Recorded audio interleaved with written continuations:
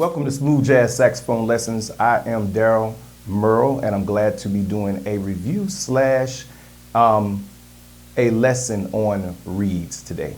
A lot of times people have the question about, should I use cane reeds, which are wooden reeds, or should I use synthetic reeds? Synthetic reeds are basically plastic reeds. Now, I grew up using cane reeds and I loved them. I hated having to suck on them all the time and having to sand them down and work on them to be consistent.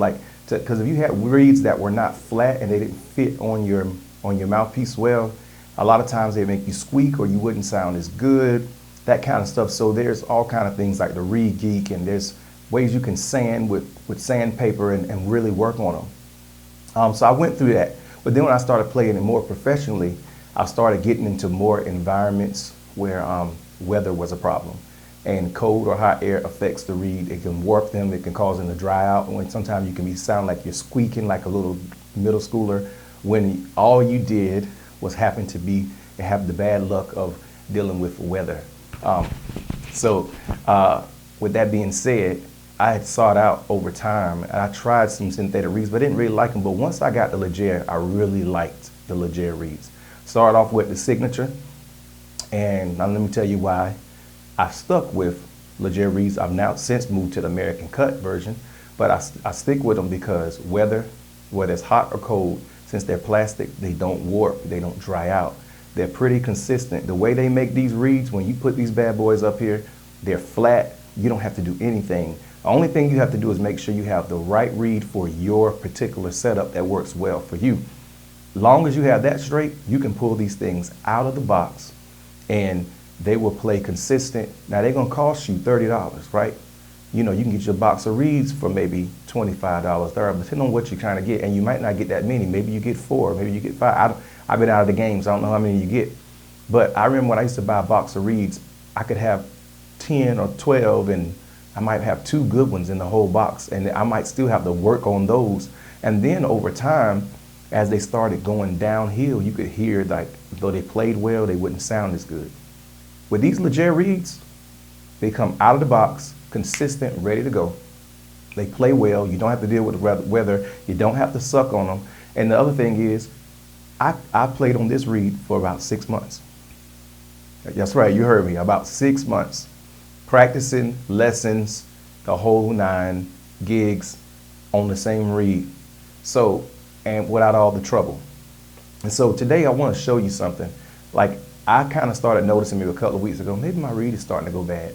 They still sound good even when they start to go bad, to the point you have to question yourself to the fact that, are they going bad? So I want you to check out what it currently sounds like at around 6 months.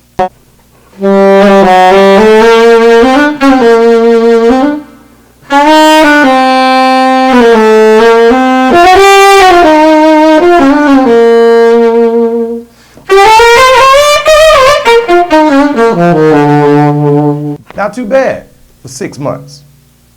So now I want to use a new one, so I can show you. Like, now I'm ready for another one. What is that going to look like? So they come look in a case like this. They sit in here just like that. Let me see if I can do that better. So now I'm going to take it out, put this bad boy up here, and show you right out of the case what we're working with.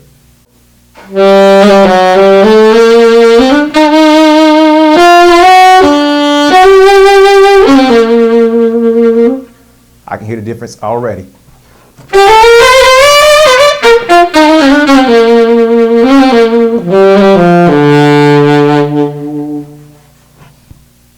So what you think?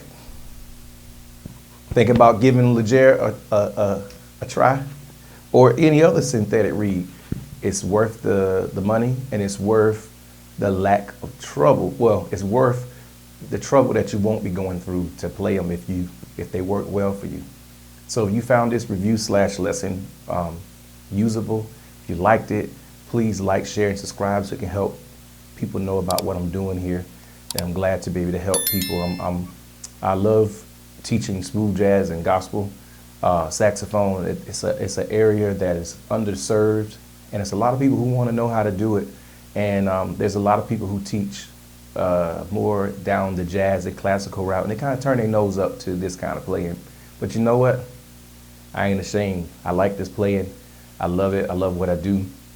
And some of you who may be older or younger, if you want to play like this, hey, keep your nose to this channel. Keep your ear to this channel. And I'll keep showing you what I know. Anyway, make the saxophone sing, and I'll see you next time.